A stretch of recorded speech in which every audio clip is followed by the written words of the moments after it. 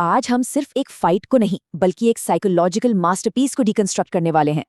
एक तरफ है टीम काकाशी और दूसरी तरफ है वो जीनियस जिसकी सिर्फ एक नजर ही काफी है, इताची उचिहा। चलिए रणनीति, पावर और धोखे के इस खेल में गहरे उतरते हैं। लड़ाई शुरू होते ही इताची अपना इरादा बिल्कुल साफ कर देता है। ये कोई खोखली धमकी नहीं है, ये एक वादा है।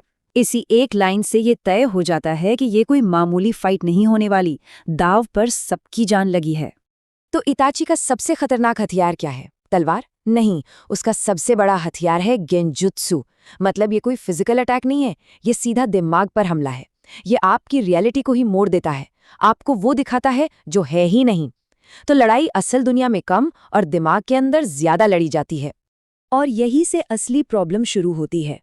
सोचिए, एक ऐसे दुश्मन से कैसे लड़ा जाए जिसकी आंखों में देखना ही मतलब हार मान लेना है। अगर सिर्फ एक नज़र आपको एक बुरे सपने में फंसा सकती है, तो फिर जीतने का प्लान क्या होगा? यही वो पहेली है जो टीम काकाशी के सामने है। पर टीम काकाशी भी पूरी तैयारी से आई है। उनके पास एक सॉलिड 3 स्टेप प्लान है। पहला और सबसे जरूरी, उसकी आंखों में बिल्कुल नहीं देखना है।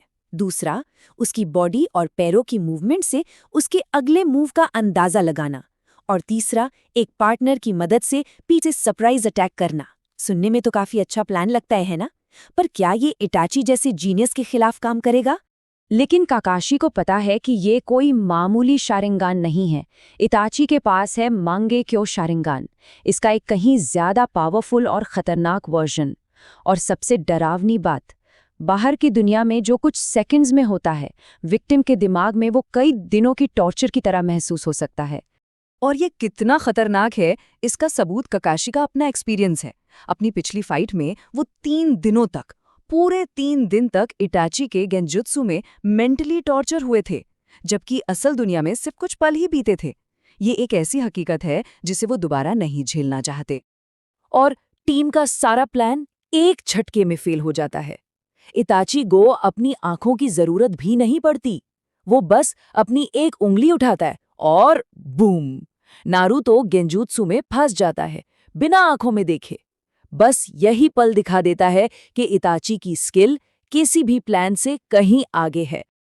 अब शुरू होता है असली मेंटल टॉर्चर। इटाची सीधा नारुतो के सबसे गहरे डर पर हमला करता है। उससे उसकी सबसे बड़ी नाकामी याद दिलाता है कि वो अपने सबसे करीबी दोस्त सासुके को भी नहीं बचा पाया। ये एक बहुत ही क्रूर और सटीक साइकोलॉजिकल अटैक है। और ये हमला यहीं नहीं रुकता। इटाची उसके दिमाग में ये बात डालता है कि उसने हर किसी को निराश किया है। ये गेंजुत्सु सिर्फ एक इल्यूजन नहीं है, ये विक्टिम के कॉन्फिडेंस को तोड़ने का, उसे अंदर से खत्म करने का एक हथियार है। तो सवाल ये है कि जब कोई इतने पावरफुल इल्यूजन में फंस जाए तो उससे बाहर कैसे निकला जाए? क्या इससे बचने का कोई तरीका है भी? इसका जवाब हमें मिलता है नारुतो की ट्रेनिंग के एक फ्लैशबैक से। गेंजुत्सु को तोड़ने के 2 तरीके सिखाए गए हैं। पहला है अपने ही चक्र के फ्लो को पूरी तरह से रोक देना, जो लगभग नामुमकिन है। और दूसरा, ज्यादा प्रैक्टिकल तरीका, किसी पार्टनर से मदद लेना। अगर कोई बाहर से आपके शरीर में अपना चक्र डाल दे तो इल्यूजन टूट जाता है। यहाँ सबसे बड़ा सबक है टीम वर्क। और बिल्कुल वही होता है। साकुरा और लेडी चियो की मदद से नारुतो उस मेंटल ट्रैप से आजाद हो जाता है। तो चलिए, साइकोलॉजिकल लड़ाई तो खत्म हुई, लेकिन असली फिजिकल फाइट तो अब शुरू होने वाली है। बाहर आते ही नारुतो सीधा अपने सिग्नेचर मूव रासेनगान से अटैक करता है। लेकिन यहाँ एक बड़ी प्रॉब्लम सामने आती है। एक चलते फिरते टारगेट पर यह अटैक असरदार नहीं है। ये एक बहुत ही जरूरी मोमेंट है, क्योंकि ये नारुतो की सबसे बड़ी ताकत की सबसे बड़ी कमजोरी को दिखाता है। फ्लैशबैक की ये लाइन हमें याद दिलाती है कि रासेनगान सिर्फ एक जुत्सु नहीं है, ये चौथे होकागे मतलब उसके अपने पिता की विरासत है, एक तोहफा। और इसे परफेक्ट बनाना अब नारुतो की जिम्मेदारी है। और यहाँ हम देखते हैं कि रासेनगान का पोटेंशियल कितना बड़ा है। इसे चौथे होकागे ने बनाया था। इसे चलाने के लिए नारुतो जैसा जबरदस्त चक्र चाहिए, और अगर नारुतो इसे सुधार ले तो ये उसका अपना स्पेशल जुत्सु बन सकता है, मतलब उसका सबसे पावरफुल हथियार। और फिर वो मोमेंट आता है। नारुतो अपनी ट्रेनिंग को असल लड़ाई में टेस्ट करने के लिए तैयार है। वो अपने अटैक का एक नया, एक इवॉल्व्ड वर्जन तैयार कर रहा है। एक ऐसा अटैक जो इस पूरी फाइट का नतीजा बदल सकता है। लेकिन ठीक जब नारुतो अटैक करने वाला होता है, एक बहुत ही अजीब चीज होती है। इताची मुस्कुरा रहा था।